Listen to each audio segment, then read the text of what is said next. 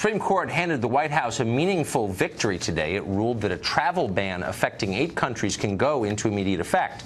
That decision isn't final. Instead, it simply means the ban, which affects Iran, Sudan, Libya, Chad, North Korea, Somalia, Yemen, can remain in place while the courts evaluate whether or not it's legal.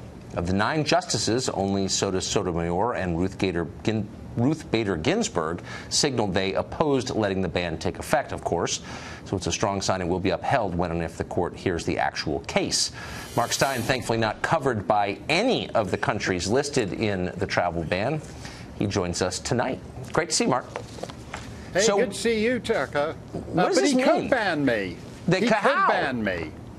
Well, because the president, I mean, you're right, it's a big victory. But if you take it in harness with the last half hour, essentially you have had, since this administration won a year ago, the permanent bureaucracy and the courts ganging up basically to cripple the executive branch.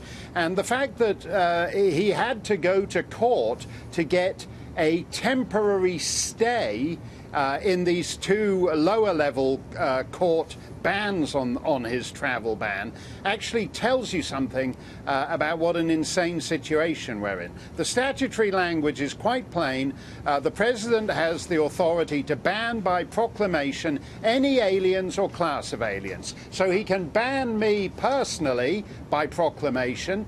He can ban all Canadians by proclamation. Or he can ban classes of Canadians. He can ban Canadian tap dancers because he thinks they're a threat to the American tap dancing industry.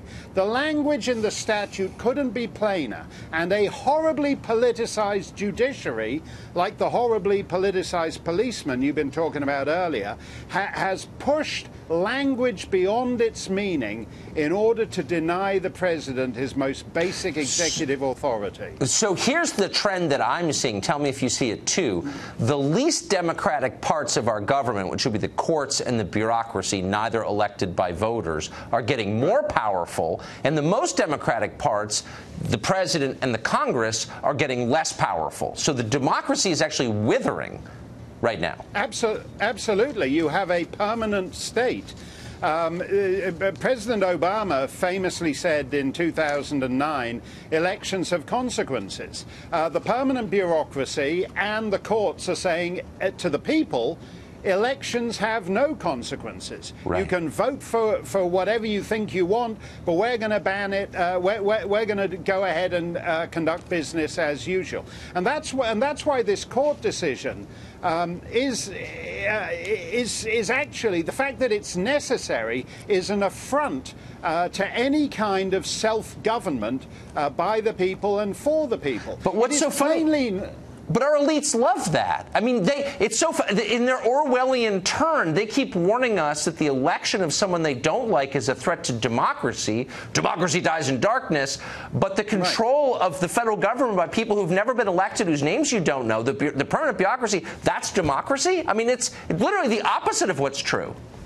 Yeah, and what's disturbing to me is you find this attitude in Brussels, for example, where there's a bunch of civil servants that seriously think they know better than the peoples of 28 nations.